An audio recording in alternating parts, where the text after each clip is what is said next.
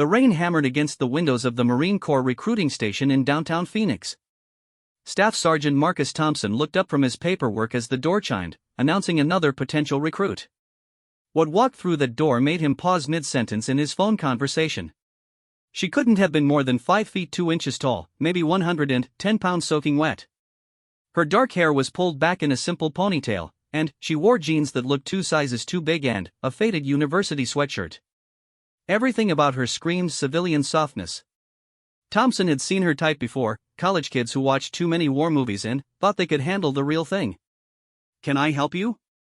Thompson asked, ending his call and studying the young woman who approached his desk with surprising confidence. "I want to enlist," she said simply. Her voice was steady, clear. No hesitation.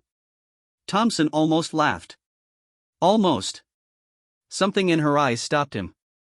They were steel gray, and they held his gaze without flinching. Still, he'd been a recruiter for 8 years. He'd learned to spot the ones who wouldn't make it past week 1 of boot camp. "What's your name, miss?" "Sarah Chen." "Well, Sarah, have you given this much thought? The Marines aren't exactly known for being easy on people." He gestured at her small frame. "Boot camp is 13 weeks of pure hell. We break people down completely before we build them back up." Sarah's expression didn't change. "I'm aware of what Marine training involves." "Are you?" Thompson leaned back in his chair. "Because no offense, but you look like a strong wind could knock you over. We're talking about carrying 60-pound packs for 20 miles. Pull-ups, push-ups, combat training. This isn't a college fitness class." "I understand." Her calm responses were starting to irritate him. Thompson had perfected his intimidation routine over the years. It usually worked to scare off the dreamers before they wasted everyone's time. This girl wasn't even blinking. "Let me paint you a picture," Thompson continued. "Week 1, you'll be doing more push-ups than you've done in your entire life. Week 5, you'll be crawling through mud under barbed wire while drill instructors scream in your face. Week 10, you'll be fighting hand-to-hand combat against people twice your size. And that's just boot camp. After that comes real military training." Sarah nodded. "When can I start the process?" Thompson stared at her for a long moment. He pulled out the initial paperwork and slid it across the desk. "Fill this out." "But, I'm telling you right now, kid, you're going to wash out. Probably in the first week." As Sarah bent over the forms, Thompson studied her hands. They were small, like the rest of her, but he noticed calluses on her palms and fingers. Interesting. Most college kids had soft hands. "What's your background?" he asked while she wrote. "Computer science major. Just graduated from Arizona State." "Of course." Another tech nerd who thought real life was like a video game. Thompson shook his head. "Any athletic experience?" "Some." "What kind of some?" Sarah looked up from the paperwork. "Rock climbing." "Martial arts." "What kind of martial arts?" "Mixed styles. Started with karate when I was 6, added jiu-jitsu in high school, picked up Muay Thai in college." Thompson's eyebrows rose slightly. That was unexpected. "How long have you been climbing?"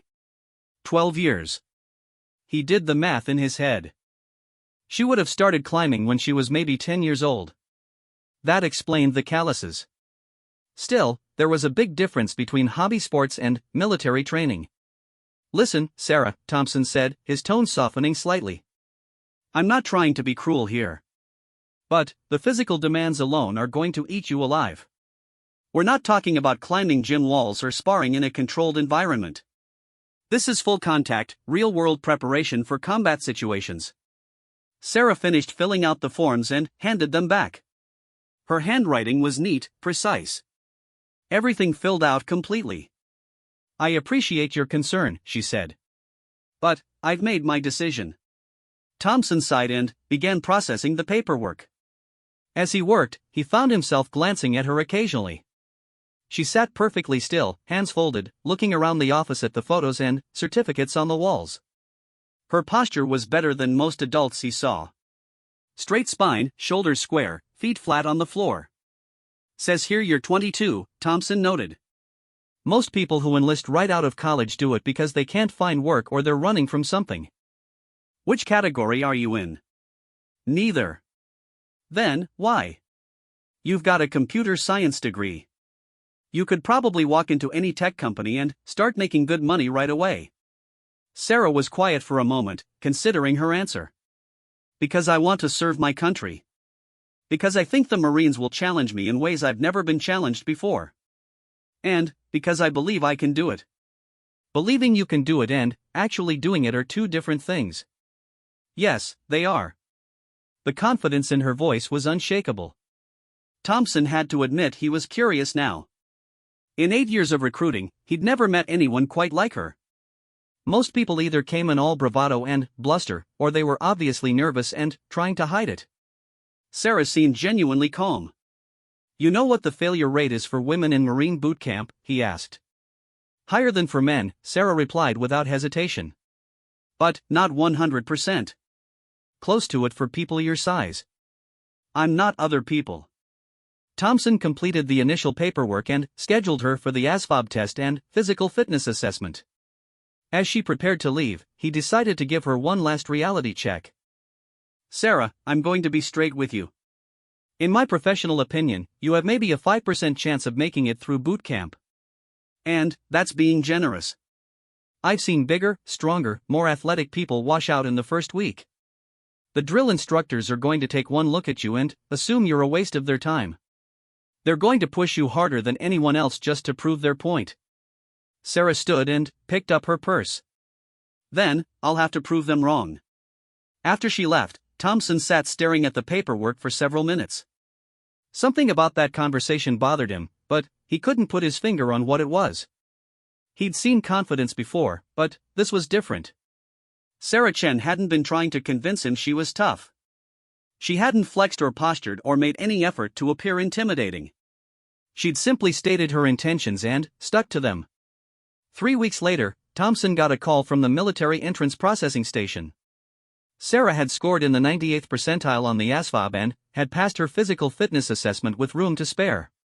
Her scores weren't just adequate, they were impressive. How many pull-ups? Thompson asked the MEPS coordinator. 12. That was more than the minimum required for male Marines. Thompson felt the first stirring of doubt about his assessment. Push-ups? 57 in 2 minutes. Again, well above the female standard and respectable even by male standards. 3-mile run time? 21 minutes, 38 seconds. Thompson whistled softly. That was an excellent time for anyone, regardless of gender. He was starting to think he might have underestimated Sarah Chen. But test scores were one thing. Boot camp was something else entirely. 2 months later, Sarah shipped out to Marine Corps Recruit Depot Paris Island. Thompson didn't expect to hear from her again, except maybe through the casualty reports that tracked washouts and medical discharges. The bus ride to Paris Island took 14 hours. Sarah spent most of it looking out the window at the changing landscape as they traveled from Arizona through New Mexico, Texas, Louisiana, Mississippi, Alabama, Georgia, and, finally, into South Carolina. The other recruits on the bus were mostly male, mostly larger than her, and mostly either trying too hard to act tough or clearly terrified. She listened to their conversations without participating. Some bragged about high school football achievements. Others talked about wanting to prove themselves to fathers or brothers who had served. A few were obviously having second thoughts and wondering if it was too late to change their minds. Sarah had no second thoughts. She'd been planning this for 2 years, ever since her junior year of college when she'd realized that all her life she'd been seeking challenges, and nothing in the civilian world was going to give her what she was looking for. The rock climbing had started when her father, a geology professor, had taken her on field research trips. She'd fallen in love with the mental and physical puzzle of finding a path up a cliff face, with the need for perfect focus and absolute commitment. You couldn't climb halfway up a rock wall. You either made it to the top or you fell. The martial arts had begun as a way to deal with bullies who thought her small size made her an easy target. Her parents had enrolled her in karate classes, thinking it would boost her confidence. It had done that and more. She'd discovered she had natural talent for reading opponents, for timing, for using leverage and technique to overcome size and strength advantages. By high school, she'd been competing in tournaments and winning regularly against opponents much larger than herself. By college, she'd been teaching classes and had expanded her training to include Brazilian Jiu-Jitsu and Muay Thai. She'd learned that size mattered less than most people thought, and that underestimation could be a weapon if you knew how to use it. Now, as the bus pulled through the gates of Paris Island, Sarah felt the familiar calm that came over her before any major challenge. She'd studied everything she could about Marine training. She'd prepared physically and mentally for what was coming. She was ready. The bus stopped, and the doors opened. Immediately, the night air filled with the sound of screaming drill instructors. "Get off the bus! Move! Move! Move!" Sarah filed off the bus with the other recruits and immediately found herself in a world of controlled chaos. Drill instructors were everywhere, screaming instructions, pointing, correcting posture, establishing the new reality.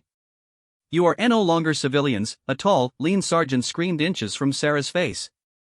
"You are nothing. You are worthless. The only way you will earn the right to call yourself a Marine is by proving you deserve it." Sarah stood at attention, eyes forward, saying nothing. Around her, other recruits were already making mistakes, looking around, trying to respond to the shouting, moving when they weren't supposed to move. "What are you looking at, recruit?" The drill instructor had moved on to a large young man who'd made the mistake of making eye contact. "Do you think this is funny?" "No, sir." "I can't hear you." "No, sir." The process continued for hours. Paperwork, medical checks, uniform issue, room assignments. Sarah moved through it all in silence, following instructions precisely, drawing as little attention to herself as possible. It wasn't until the next morning that she got her first real test. Physical training began at 0500 hours. The recruits were formed up on the parade deck in the gray pre-dawn light, organized into platoons. Sarah found herself in platoon 3024, along with 39 other recruits. Their senior drill instructor was Staff Sergeant Rivera, a compact, intense man with 20 years of Marine experience. He looked over his new charges with obvious skepticism. "I want to see what I'm working with," Rivera announced. "We're going to start with some basic exercises. Push-ups, sit-ups, pull-ups. This isn't a test. This is just me seeing how much work I'm going to have to do to turn you people into Marines." Sarah noticed several of the larger recruits exchanging confident looks. They thought they knew what to expect. "Shun!" Rivera's voice cut through the morning air. Sarah snapped to attention. "Yes, sir." Rivera walked over and looked her up and down. "What are you, about 90 pounds?" 112, sir." 112 pounds, Rivera repeated, loud enough for the whole platoon to hear. Some of the other recruits smirked. "Tell me, Shen, how many push-ups do you think you can do?" Sarah considered the question seriously. In her best training sessions back home, she could do about 80 standard push-ups. But this was her first morning at boot camp, she was tired from travel and stress, and she didn't want to overpromise. "I don't know, sir." "As many as you require, sir." Rivera's expression didn't change, but Sarah caught a flicker of something that might have been approval in his eyes. "Front-leaning rest position, move." Sarah dropped into the push-up position. Her form was perfect, hands placed correctly, body in a straight line from head to heels, core engaged. "Begin."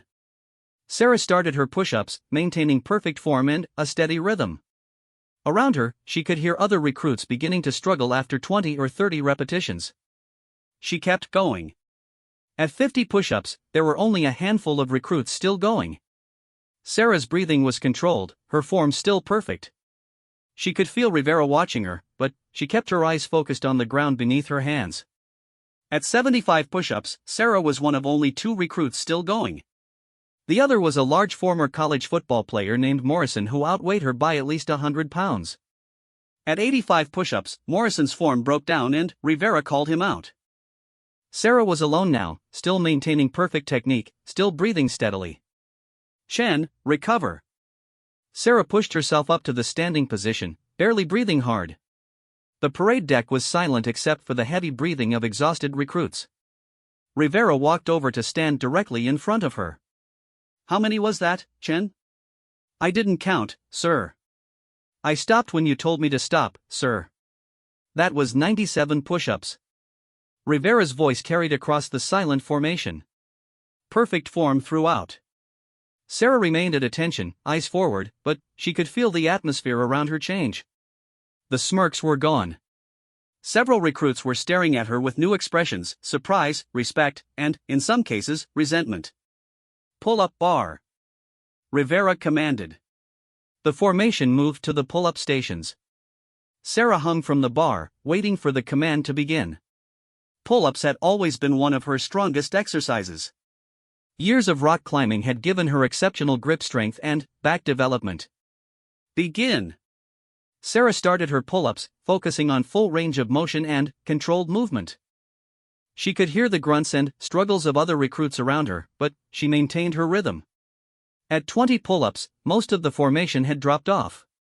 At 25, only a few remained. Sarah kept going, her climbing experience paying dividends. 30. Rivera called out. 31. 32. Sarah's shoulders were beginning to burn, but she had more left. She'd done 40 pull-ups in training. She could push further if needed. Chen, recover. Sarah dropped from the bar and returned to attention. Rivera looked at her for a long moment before addressing the platoon. Some of you think you know what strength is, he said, his voice carrying clearly in the morning air. You think strength is about size. You think strength is about how much you can bench press or how fast you can run 40 yards. He gestured towards Sarah. Recruit Chen just showed you what real strength looks like. Strength is about doing what needs to be done, when it needs to be done, for as long as it needs to be done. Some of you big tough guys couldn't do half what she just did. Sarah could feel dozens of eyes on her, and she knew her life at boot camp had just gotten much more complicated. Some recruits would respect what they'd seen. Others would resent it. And everyone would be watching to see if she could back up this first impression. But that was exactly what she'd expected. Sarah Chen had never been underestimated by accident. She'd learned long ago how to turn other people's assumptions about her into advantages. The real test was just beginning. The mess hall buzzed with whispered conversations as the recruits of Platoon 3024 ate their breakfast. Sarah sat quietly, focusing on her food, but she could hear fragments of discussion from nearby tables. Did you see that little Asian girl do 97 push-ups? No way that was real. DI must have miscounted. I'm telling you, man, she was like a machine. Whatever.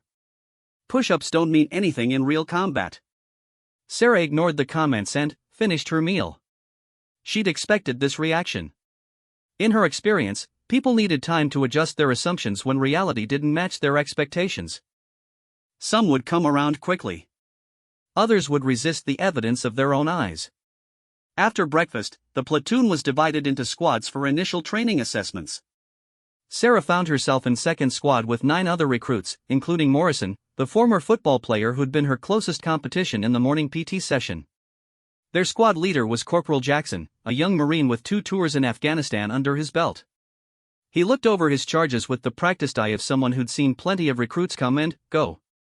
All right, people, Jackson said, today we're going to assess your basic military skills. Some of you might have prior experience with weapons, tactics, or physical training. Most of you don't know anything useful yet. My job is to figure out who's who. He pointed to a series of stations set up around the training area. We're going to rotate through land navigation, basic marksmanship fundamentals, hand-to-hand combat techniques, and tactical movement. I want to see what you know and what you need to learn.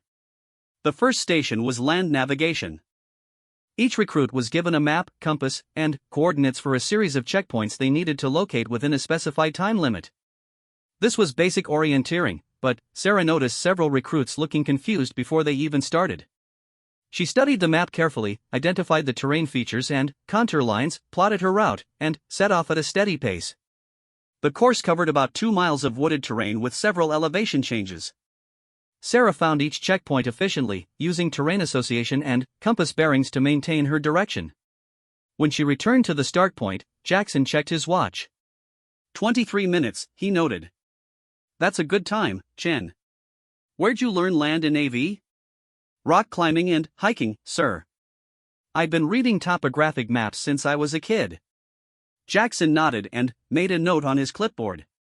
As other recruits began returning, it became clear that Sarah had posted one of the fastest times, despite being the smallest person in the group.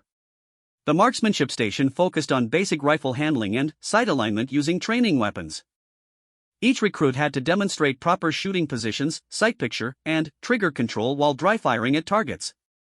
Sarah had never fired a military rifle, but she'd grown up hunting with her father and had extensive experience with both rifles and pistols. The M16A4 service rifle was different from the civilian weapon she was familiar with, but the fundamentals were the same. She quickly adapted to the rifle's dimensions and weight distribution, settling into a stable prone position and working through the sight alignment process. Her natural hand-eye coordination, developed through years of martial arts training, translated well to marksmanship fundamentals. Good position, Chen, Jackson observed. Consistent sight picture, smooth trigger press. You've shot before. Some civilian hunting and target shooting, sir. Nothing military. It shows. You've got good fundamentals to build on.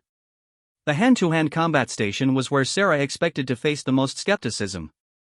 Corporal Martinez, who ran this section, was a large, muscular Marine with extensive martial arts training. He looked doubtful when he saw Sarah in his group. Combat is about controlled aggression, Martinez explained to the assembled recruits. It's not about being the biggest or the strongest. It's about using proper technique, understanding leverage, and maintaining composure under pressure.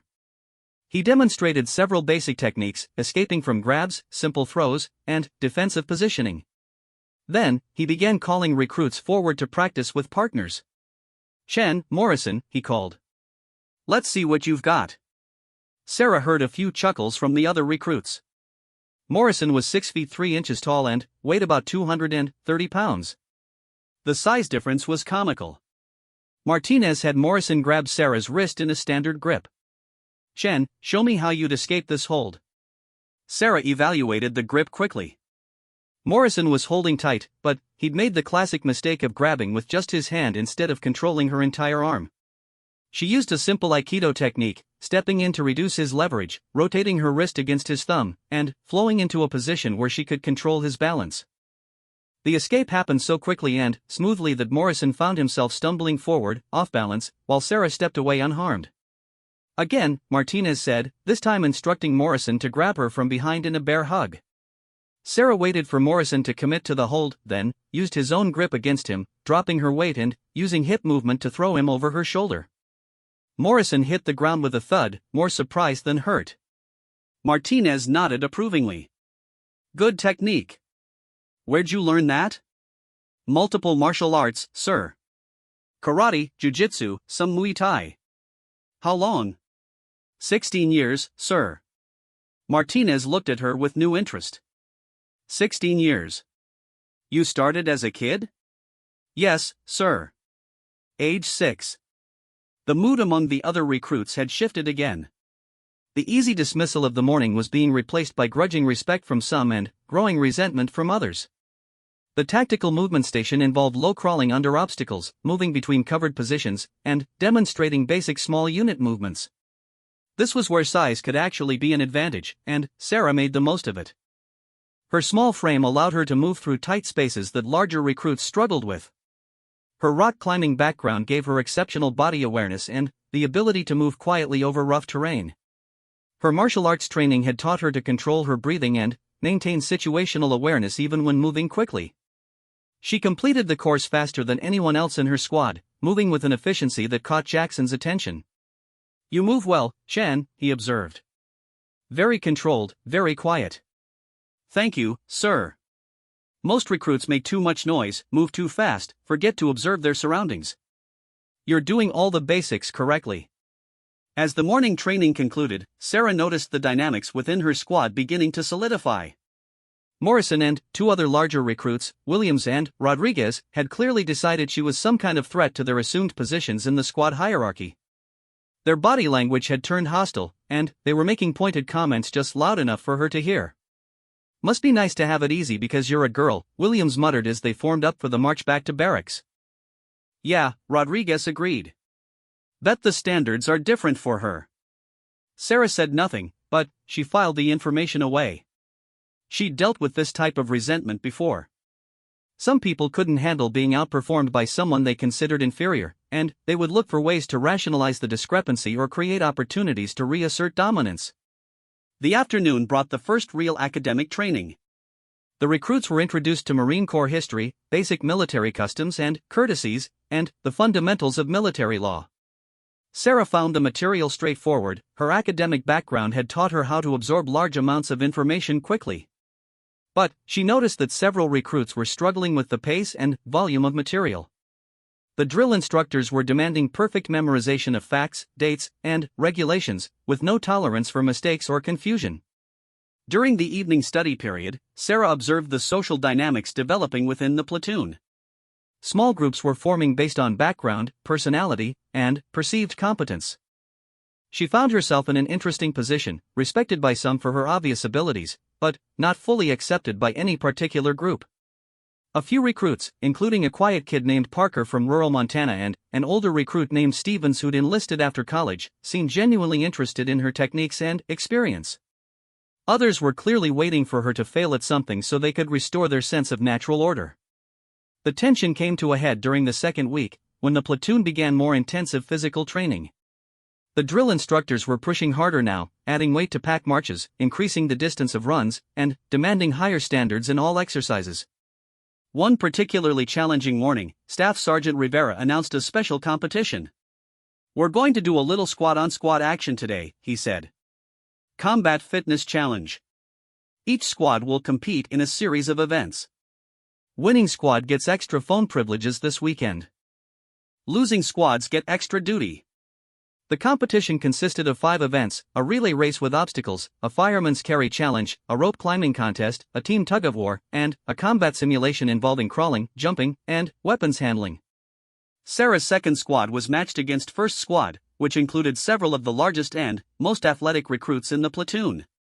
The betting among the drill instructors and other squads heavily favored first squad. The relay race started badly for second squad. Morrison, despite his size and strength, was slower than expected navigating the obstacles. Williams got tangled in the rope section and lost precious time. By the time Sarah got her turn to run the final leg, second squad was 30 seconds behind. Sarah exploded from the starting line with a burst of speed that surprised everyone watching. She flew over the low hurdles, swung through the tire section with gymnastic precision, and scaled the wall climb like she was back on her favorite rock face. She caught and passed the first squad runner in the final sprint, winning the event for her team. The fireman's carry presented a different challenge. Each squad member had to carry a teammate over a specified distance. Sarah was the smallest person in either squad, but when her turn came to be carried, she made herself as easy to transport as possible, using her experience from martial arts to help her carrier maintain balance and speed. When it was her turn to carry, she was paired with Stevens, who weighed about 170 pounds. The 58-pound weight difference seemed insurmountable, but Sarah had learned techniques for carrying heavier opponents during her jiu-jitsu training. She positioned Stevens correctly, used her legs rather than her back, and found her rhythm quickly. She wasn't the fastest carrier, but she completed the distance without dropping her teammate, something that 2 members of first squad failed to do with their partners. The rope climbing was where Sarah truly shined. Years of rock climbing had given her exceptional grip strength and the technique to climb efficiently. While other recruits struggled and strained their way up the 30-foot rope, Sarah flowed upward with smooth, economical movements, reaching the top faster than anyone else in either squad. The tug-of-war seemed like an automatic loss for Sarah's squad. First squad had a significant size and weight advantage. But Corporal Jackson had taught them about leverage and technique, and Sarah suggested a strategy based on timing and coordinated effort rather than just raw strength. Second squad lost the first pull, but they managed to prevent a quick defeat and actually won the second pull when first squad became overconfident and lost their coordination. The tie-breaking third pull went to first squad, but barely. The final event was the combat simulation, which combined elements from all the morning's training. Each squad member had to navigate an obstacle course while carrying a rifle, engage targets with simulated ammunition, and complete various physical challenges under time pressure. Sarah's performance was flawless. She moved through the course with the same fluid efficiency she demonstrated all week, hitting her targets consistently, maintaining proper weapon control, and finishing with a time that would have been impressive for anyone, regardless of size. When the final scores were tallied, second squad had won 3 of the 5 events, earning them the extra privileges and, more importantly, a new level of respect from the rest of the platoon. That evening, the mood in the barracks was different. The open hostility from Williams and Rodriguez had cooled to grudging acceptance. Morrison actually approached Sarah during the evening cleaning period. "Hey, Chen," he said quietly. "I owe you an apology. I thought you were going to be deadweight for the squad." "I was wrong." Sarah looked up from cleaning her rifle. "No apology needed. I understand why you thought that. Most people do." "How do you do it?" Morrison asked. "I mean, I outweigh you by over 100 pounds, but you outperformed me in almost everything today." Sarah considered how to answer. "I think most people assume that bigger automatically means better at everything. But different challenges require different approaches. I can't outmuscle you, so I have to be more efficient, more technical, smarter about how I use my energy." "It's not just that, though," Morrison said. "You move different than the rest of us. Like you've been doing this for years." "In some ways, I have been," Sarah replied. "Not military training specifically, but physical and mental challenges that require the same skills. Learning to push past what you think your limits are. Learning to stay calm when things get difficult. Learning to use technique to overcome disadvantages." Morrison nodded slowly. "The drill instructors have been watching you different than the rest of us. Like they're waiting for something." Sarah had noticed that too. Staff Sergeant Rivera and the other drill instructors seemed to be paying special attention to her performance, but not in a negative way. It was more like they were evaluating her for something beyond basic training. "I think they want to see if I can maintain this level of performance," Sarah said. "Or if I'll break down when the real pressure starts." "You think this isn't real pressure yet?" Sarah smiled slightly. "Morrison, we're only 2 weeks into a 13-week program. If this is the hardest it gets, then the Marines don't live up to their reputation." That night, as Sarah lay in her rack listening to the sounds of 39 other recruits settling in for sleep, she reflected on how much had changed since that first morning at the recruiting station in Phoenix. Staff Sergeant Thompson had predicted she'd wash out in the first week. Instead, she was not only surviving but excelling. But she knew Morrison was right about one thing: the drill instructors were watching her with particular interest. She had the feeling that bigger tests were coming, and that her real challenges were just beginning. The next morning brought an announcement that confirmed her suspicions. "Listen up, recruits." Staff Sergeant Rivera's voice cut through the pre-dawn darkness of the barracks. "Today we begin combat training. Up until now, you've been playing games. Starting today, you learn what it means to be a warrior. Some of you will discover you have what it takes. Some of you will discover you don't." His eyes found Sarah in the formation. "And some of you might surprise everyone, including yourselves." The Combat Training Center buzzed with nervous energy as Platoon 3024 assembled for their first day of advanced military instruction. 3 weeks into boot camp, the recruits had been pushed physically and mentally, but everyone understood that today marked a new level of challenge. Gunnery Sergeant Mitchell stood before the assembled platoon, his weathered face showing the experience of 2 decades in the Marines and multiple combat deployments. Behind him, several other instructors waited with equipment and training materials that looked far more serious than anything the recruits had seen so far. "Today you begin learning the skills that separate Marines from every other military force in the world," Mitchell announced. "Hand-to-hand combat, close-quarters battle, tactical movement under fire, and small unit leadership." Some of you think you know what combat is about. You're wrong. Combat is about making life or death decisions in seconds, under stress you can't imagine, with incomplete information and people depending on you. Sarah stood at attention with the rest of the platoon, but her mind was already analyzing what she was seeing. The instructors were positioned to observe from multiple angles. The training areas were set up to allow for both individual assessment and small group evaluation. This wasn't just training, it was an extended test. "We're going to start with scenario-based training," Mitchell continued. "You'll be placed in situations that simulate real combat conditions. Your performance will be evaluated not just on technical skills, but on decision-making, leadership potential, and ability to function under extreme stress." He gestured to the first training station. "Hand-to-hand combat assessment." Each recruit will face multiple opponents in controlled scenarios. This isn't about fighting. This is about understanding violence, controlling it, and using it as a tool when necessary. Sarah's squad was assigned to the combat training first. The setup was more sophisticated than the basic techniques they'd practiced earlier. Each recruit would face a series of increasingly difficult scenarios against trained instructors wearing protective gear. The first scenario was simple: escape from a single attacker who grabbed you from behind. Most recruits struggled with this, either freezing up or responding with too much unnecessary force. The instructors were looking for controlled, efficient responses that neutralized threats without escalation. When Sarah's turn came, she faced Corporal Martinez, the same instructor who'd evaluated her basic techniques weeks earlier. This time, he was wearing full protective padding and had instructions to apply realistic levels of force. Martinez grabbed Sarah from behind in a chokehold, applying genuine pressure. Sarah evaluated the hold quickly. It was tight, but he positioned his arms in a way that gave her options. Instead of panicking or struggling directly against his strength, she used a combination of footwork and leverage to break his balance, then applied a joint lock that forced him to release the hold while giving her a dominant position. Time, Mitchell called. 38 seconds. Clean technique, appropriate force level, maintained control throughout. The second scenario involved multiple attackers. Sarah faced two instructors simultaneously, one armed with a training knife, the other attempting to grab her from the front. This type of situation required rapid decision-making and the ability to manage multiple threats without becoming overwhelmed. Sarah's years of sparring experience paid dividends here. She'd learned to track multiple opponents and to use movement to avoid being trapped between them. She managed to isolate the knife-wielding instructor first, disarming him and using his position to shield herself from the second attacker, then dealt with the remaining threat quickly and efficiently. Excellent spatial awareness, Mitchell noted.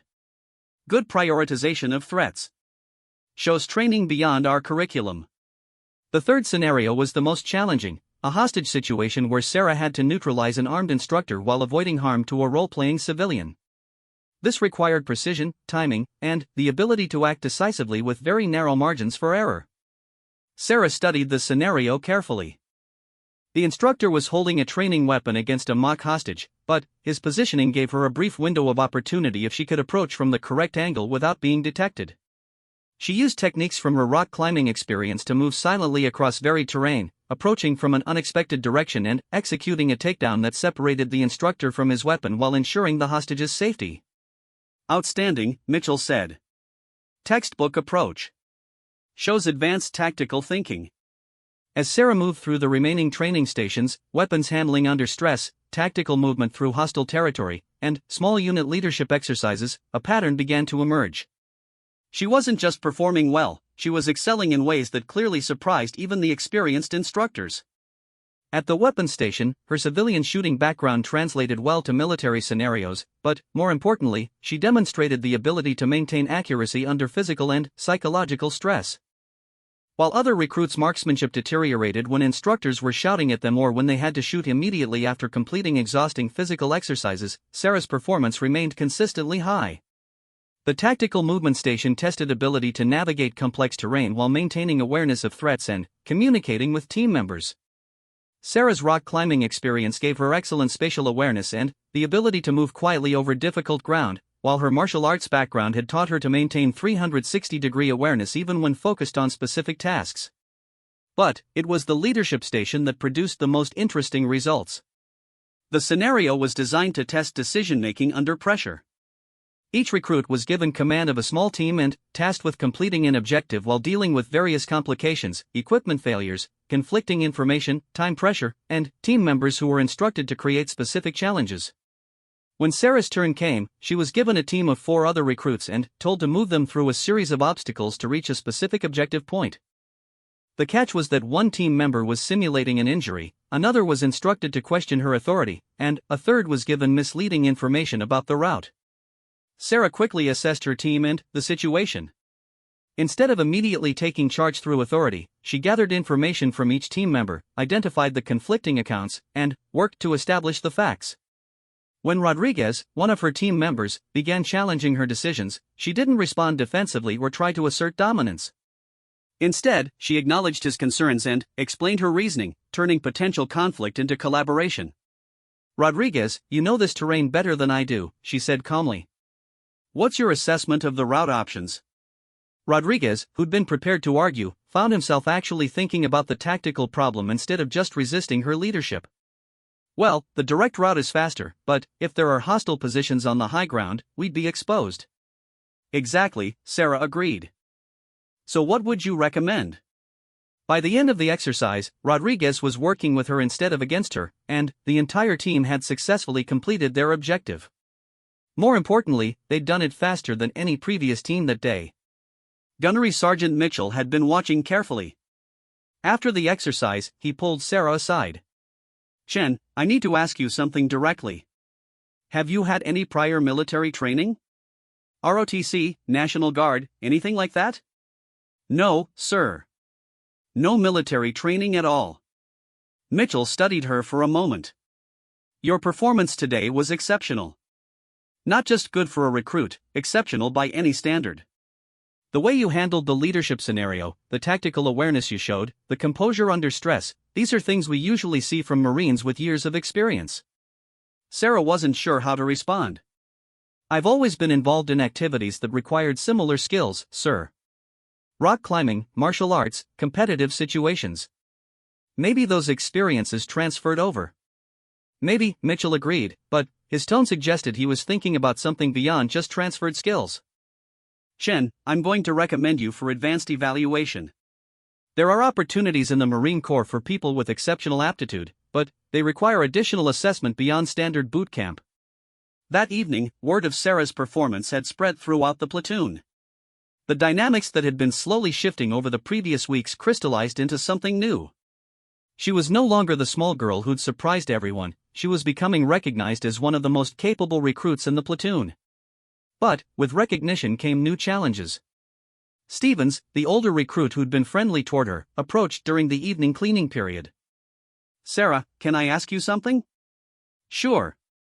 Are you planning to go for infantry when you get out of boot camp? Because after what I saw today, you'd be crazy not to. Sarah had been thinking about the same question. I originally planned to go into intelligence or communications. Use my computer science background. With your skills? You could write your own ticket. Special operations, force recon, you name it. Sarah had been aware of these possibilities, but she'd been focused on getting through boot camp first. Now, with Mitchell's mention of advanced evaluation, she was beginning to think about what kind of Marine she wanted to become. The answer came sooner than expected. 2 days later, Staff Sergeant Rivera announced that several recruits had been selected for special evaluation by visiting instructors from various Marine units. Sarah was on the list, along with Morrison and 3 others from different platoons. This is an honor and an opportunity, Rivera explained. These evaluations don't happen often, and they can open doors to advanced training and elite units. But, understand, the standards will be higher than anything you've experienced so far. The special evaluation was scheduled for the following week. Until then, training continued, but Sarah noticed that the drill instructors were paying even closer attention to her performance.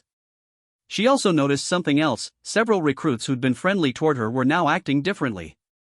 Not hostile, exactly, but distant. Parker, the quiet kid from Montana, explained it during a rare moment when they were alone. Some people are saying you're getting special treatment because you're a girl. Others think you must have lied about not having military training. Williams and Rodriguez are spreading rumors that you're some kind of ringer, like you're not a real recruit. Sarah had expected this type of reaction. What do you think? Parker shrugged.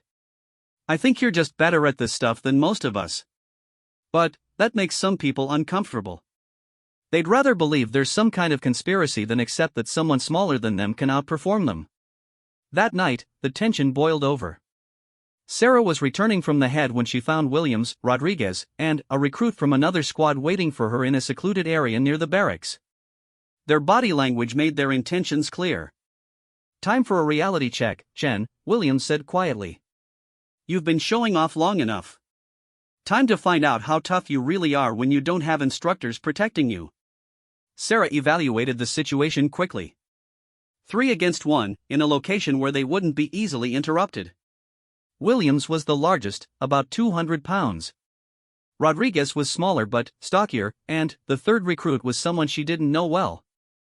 All three were angry and looking for a way to reassert their sense of natural order.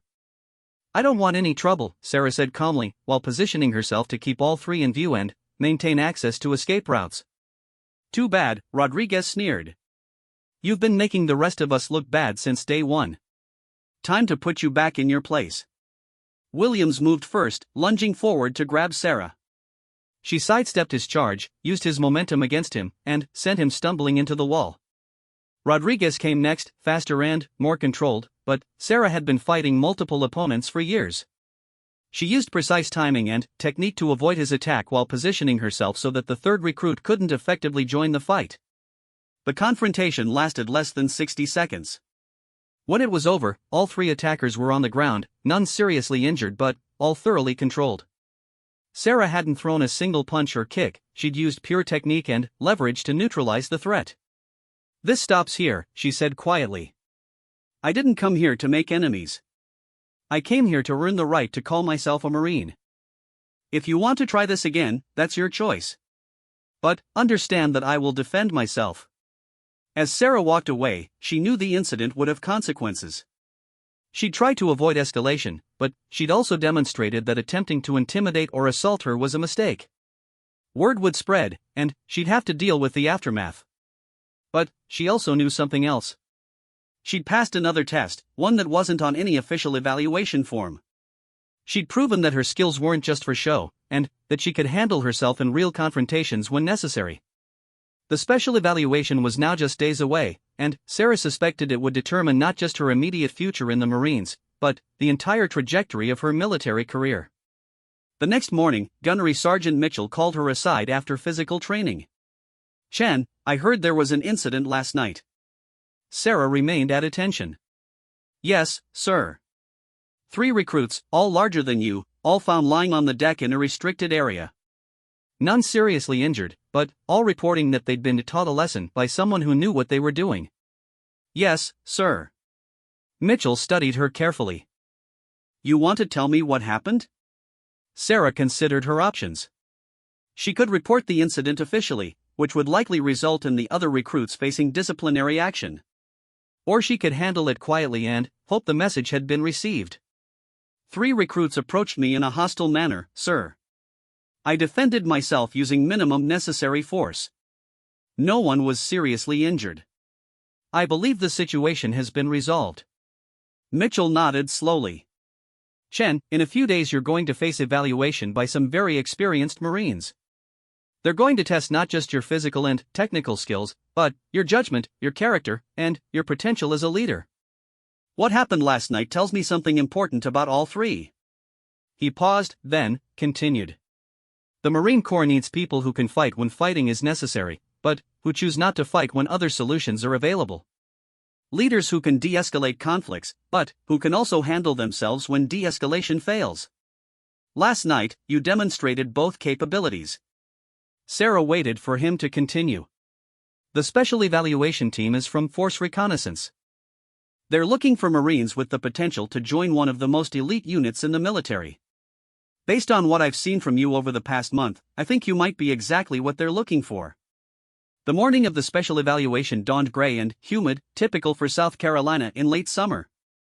Sarah stood with 4 other recruits from various platoons in a formation outside a building she'd never seen before. The structure looked different from the standard training facilities, more serious, more professional, with an air of quiet intensity. Gunnery Sergeant Rodriguez emerged from the building, followed by 3 Marines Sarah didn't recognize. All 3 wore the standard Marine uniform, but something about their bearing and presence marked them as different from the boot camp instructors she'd grown used to. These were operators, not teachers. "Recruits," Rodriguez announced, "you are here because your drill instructors have identified you as having exceptional potential beyond standard Marine training.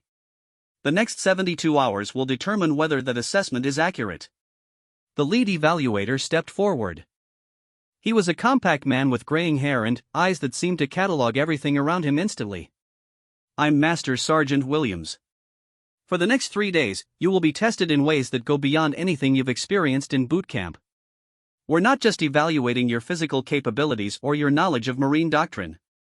We're evaluating your potential to serve in specialized units that operate under the most demanding conditions the Marine Corps faces. Sarah studied Williams and his team. Their uniforms carried no obvious unit designations, but she recognized the quiet confidence of people who'd operated at the highest levels of military professionalism. This was what Gunnery Sergeant Mitchell had meant when he mentioned force reconnaissance. The evaluation will consist of individual and team challenges, Williams continued. Physical fitness, technical skills, problem solving under pressure, leadership potential, and psychological resilience. Some of you will discover that your limits are higher than you thought. Others will discover that potential and performance are different things. The first day began with what Williams called baseline assessment. Each recruit underwent extensive physical testing that went far beyond the standard Marine fitness requirements. The exercises were designed to evaluate not just current capability, but potential for improvement and ability to perform under fatigue. Sarah found herself pushed harder than she'd been pushed since arriving at Paris Island. The testing included swimming in full gear, obstacle courses that required technical climbing skills, endurance challenges that combined running with problem solving, and strength assessments that measured functional capability rather than simple lifting ability. What impressed the evaluators wasn't just her performance, but how she approached each challenge. While other recruits focused on completing individual tasks, Sarah demonstrated the ability to analyze each exercise quickly, identify the most efficient approach, and execute with minimal wasted effort. During the swimming assessment, conducted in a pool while wearing full combat gear, Sarah's background in multiple sports showed clearly. Her rock climbing had developed exceptional core strength and body awareness. Her martial arts training had taught her breath control and the ability to remain calm under physical stress. She completed the required distance faster than anyone else while appearing to exert less effort. Interesting, Master Sergeant Williams noted to his team. Most people fight the water when they're wearing gear. She's working with it. The technical skills assessment revealed the breadth of Sarah's capabilities. She demonstrated advanced marksmanship, tactical movement, and small unit communication skills that exceeded what should be possible for someone with her limited training time. More importantly, she showed the ability to adapt quickly to new equipment and procedures.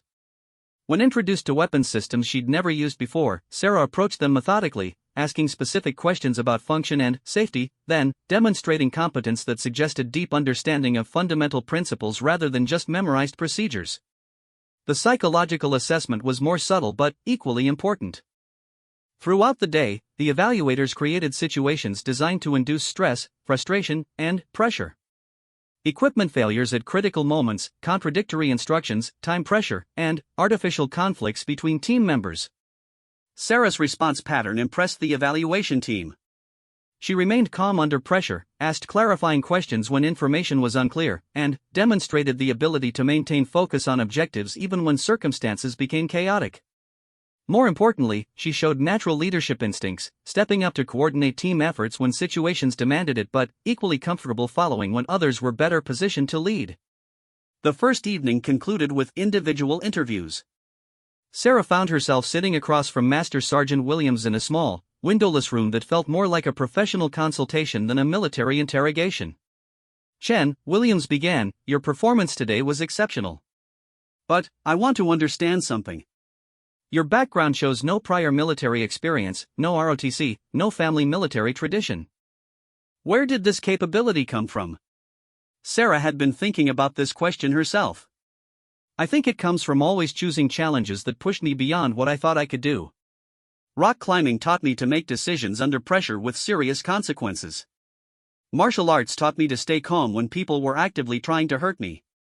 Competition taught me to perform when it mattered." Williams made notes as she spoke. "Tell me about your decision to join the Marines. With your academic background, you had other options." "I wanted to test myself in the most demanding environment I could find. I wanted to serve my country. And I wanted to see if I could earn a place in an organization that represents the highest standards of military professionalism." "What do you know about force reconnaissance?" Sarah had researched Marine Special Operations extensively before enlisting. Force Recon conducts deep reconnaissance, direct action, and special operations missions. They operate in small teams behind enemy lines, often without support, in the most challenging environments the Marine Corps faces. Selection and training standards are among the highest in the military. Williams leaned back in his chair. Why would someone your size think they could succeed in that environment? It was the question Sarah had expected from the beginning. Because size is only one factor in operational effectiveness. Force recon missions require technical skills, intelligence, adaptability, and the ability to make good decisions under extreme pressure. Those capabilities aren't determined by physical size. You'd be operating with teammates who outweigh you by 50 or 100 pounds. In combat situations where physical strength could mean the difference between mission success and mission failure. Sarah met his gaze steadily. In those situations, I'd need to contribute in other ways. Better technical skills, better situational awareness, different perspectives on problem solving. Teams are most effective when members have complementary capabilities, not identical ones. Williams nodded slowly. The second day of evaluation focuses on team operations. You'll be working with the other candidates on complex scenarios that require coordination, communication, and collective problem solving. Your individual capabilities won't matter if you can't function as part of a team. The second day began before dawn with what Williams called integrated mission scenarios. The 5 candidates were formed into a single team and given a series of increasingly complex objectives that required them to combine their individual skills into collective capability. Sarah quickly discovered that her fellow candidates were equally exceptional in their own ways. Morrison, the former college football player from her original platoon, demonstrated natural leadership ability and exceptional physical strength. A recruit named Thompson from another platoon showed advanced technical skills with communications and navigation equipment. Garcia displayed natural tactical instincts and remarkable composure under fire. Davis brought creative problem-solving abilities and the capacity to think outside standard procedures. The first scenario required the team to navigate through hostile territory, gather intelligence on enemy positions, and extract without being detected. Success depended on each team member contributing their strengths while covering for others' limitations. Sarah found herself naturally filling the role of point scout, using her small size and quiet movement skills to gather information while the team followed at a safe distance. Morrison provided security and backup communication. Thompson managed navigation and technical coordination. Garcia developed tactical approaches for each phase of the mission. Davis identified creative solutions when standard procedures weren't sufficient.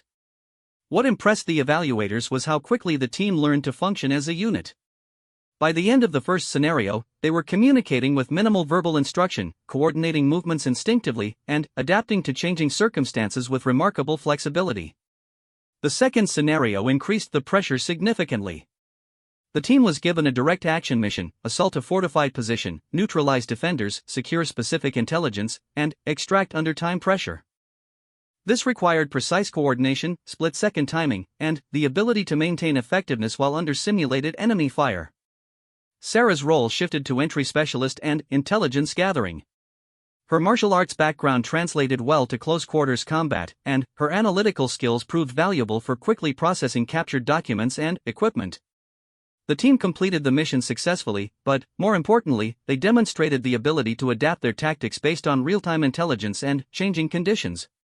The third scenario was the most challenging: a hostage rescue operation that required simultaneous action at multiple locations, perfect timing, and zero tolerance for civilian casualties. This type of mission represented the highest level of special operations complexity.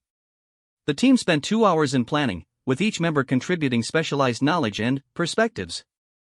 Sarah's input proved crucial in developing the entry plan, as her understanding of building layout and movement patterns allowed the team to identify approach routes that minimized exposure and maximized surprise. During execution, Sarah found herself in the most dangerous position: lone entry into the primary target area where hostages were being held. The scenario required her to neutralize multiple armed defenders while ensuring the safety of role-playing civilians, all within a narrow time window coordinated with her teammates' actions at other locations. The operation succeeded flawlessly. Sarah's precise timing and technical execution allowed her to secure the hostages without casualties while her teammates eliminated external threats and secured the extraction route. The coordination was so smooth that the evaluators later described it as textbook special operations execution. Master Sergeant Williams gathered the team after the final scenario. In 36 hours, you've progressed from individual candidates to a functioning special operations team. That level of rapid integration is unusual and speaks to the quality of personnel we're evaluating." He paused, studying each team member. "But technical competence isn't the only requirement for special operations. Tomorrow we test something equally important: your ability to continue performing when everything goes wrong." The third day was designed around a single, extended scenario that would push each candidate beyond their limits. The team was given a complex mission with multiple phases, tight time constraints, and a series of deliberate complications introduced by the evaluators. Equipment failures at critical moments. Conflicting intelligence. Simulated injuries to team members. Communication breakdowns. Weather conditions that made movement dangerous. Time pressure that forced rapid decision-making with incomplete information. Sarah found herself tested in ways she'd never experienced.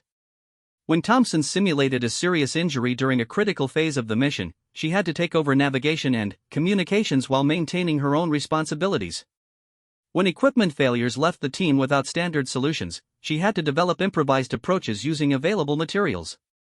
The scenario climaxed with what Williams called the impossible choice, a situation where mission success seemed to require actions that would violate fundamental Marine principles about protecting teammates and civilians. The team had to find solutions that maintained operational effectiveness while upholding their ethical obligations. Sarah's contribution to resolving this dilemma impressed even the experienced evaluators. Instead of accepting the artificial constraints of the scenario, she identified alternative approaches that achieved mission objectives through different means. Her solution required exceptional technical execution and perfect coordination, but it demonstrated the type of creative problem-solving that distinguished elite operators from merely competent ones. When the evaluation concluded, all 5 candidates had successfully completed requirements that typically saw 50% failure rates among much more experienced Marines. But Sarah's performance had stood out even in this exceptional group. Master Sergeant Williams delivered the results in individual meetings that evening. When Sarah reported to his office, she found him reviewing extensive notes and performance data. "Chen," he began, "in 23 years of Marine Corps service, including 15 years in special operations, I have rarely seen a candidate demonstrate your level of natural aptitude for this type of work." Sarah waited for him to continue. "Your technical skills are exceptional. Your physical capabilities exceed requirements. Your decision-making under pressure is consistently sound. Your leadership potential is obvious. But, more than any of that, you have something that can't be taught: the instinctive understanding of how to be effective in complex, high-stakes environments." Williams handed her a folder. "You're being recommended for advanced training leading to assignment with Marine Special Operations Command. Specifically, Force Reconnaissance. If you accept this recommendation, you'll complete boot camp, then proceed directly to specialized training that will prepare you for some of the most demanding missions the Marine Corps conducts." Sarah opened the folder and scanned the documents inside. The training pipeline was extensive and challenging, with multiple selection points where candidates could be eliminated. But it represented an opportunity she'd never imagined when she first walked into that recruiting station in Phoenix. "There's something else you should know," Williams continued. "Word of your performance here will spread through the special operations community. You'll be watched carefully, and standards will be higher for you than for others. Some people will expect you to fail, and they'll be looking for evidence that their skepticism was justified." Sarah looked up from the paperwork. "I understand, sir. Do you? Because the path you're choosing will require you to prove yourself over and over again, in situations where failure could cost lives. The people you'll be working with are the best Marines in the Corps, and they'll expect nothing less than excellence from you at all times." Sarah thought about everything that had led to this moment. The recruiter who'd told her she'd wash out in a week. The drill instructors who'd been skeptical of her capabilities. The fellow recruits who'd resented her success. All the people who'd looked at her size and assumed they knew her limitations. "I've been proving myself my entire life, sir. I'm ready to continue doing that as a Marine." Williams smiled for the first time since she'd met him. "In that case, congratulations, Marine. You've earned something that very few people ever have the opportunity to achieve." 3 weeks later, Sarah stood in formation with the rest of Platoon 3024 as they prepared to graduate from Marine Corps boot camp. Staff Sergeant Rivera read the assignments for each newly minted Marine, detailing their next duty stations and military occupational specialties. When he reached Sarah's name, his voice carried a note of pride that was rare in drill instructor announcements. Private First Class Chen, Sarah. Military Occupational Specialty 0321, Reconnaissance Marine. Next duty station, Marine Special Operations Command, Camp Lejeune, North Carolina. Assignment to Force Reconnaissance pending completion of specialized training. A murmur went through the formation. Everyone knew what that assignment meant. Out of 80 recruits who'd started boot camp together, only one had been selected for special operations training. After the graduation ceremony, as families and friends celebrated with the new Marines, Sarah found Staff Sergeant Rivera waiting for her. "Chen," he said, "I owe you an apology." "Sir? When you first arrived here, I thought you'd be lucky to make it through the first month." "I was wrong. You didn't just survive boot camp, you excelled at every level and earned an opportunity that represents the pinnacle of Marine training." Rivera paused, then continued. "But I want you to remember something. What you accomplished here was just the beginning. Force Recon training will make boot camp look like a vacation. You'll face challenges that will test everything you think you know about your own capabilities." Sarah nodded. "I understand, sir. I don't think you do, not completely. But I believe you'll figure it out. And, when you do, you'll be everything the Marine Corps represents at its best." As Sarah prepared to leave Paris Island for the next phase of her Marine career, she reflected on how much had changed since that rainy day in Phoenix when she'd walked into a recruiting station and announced her intention to enlist. She'd proven that physical size didn't determine capability. She demonstrated that preparation, determination, and technical skill could overcome initial disadvantages. She'd earned the respect of Marines who'd initially doubted her potential. But, most importantly, she'd learned something about herself. The challenges that lay ahead, Force Recon selection, advanced training, operational deployments, would test her in ways she couldn't yet imagine. But, she'd also discovered that her capacity for growth and adaptation was greater than she'd ever believed possible. 6 months later, Staff Sergeant Thompson, the recruiter who'd first met Sarah, received a photograph in the mail. It showed a small woman in Marine dress blues, wearing the coveted Force Reconnaissance insignia, standing with her team after completing one of the most challenging selection courses in the military. On the back of the photo, someone had written a simple message: "Thanks for believing I could do it. Semper Fi, Sarah Chen, Force Recon." Thompson stared at the photograph for a long time, remembering the quiet young woman who'd walked into his office that rainy day and calmly insisted she could become a Marine. He'd been wrong about her limitations, but she'd been absolutely right about her potential. She hadn't just proven that she could become a Marine. She'd proven that she could become one of the best Marines in the Corps.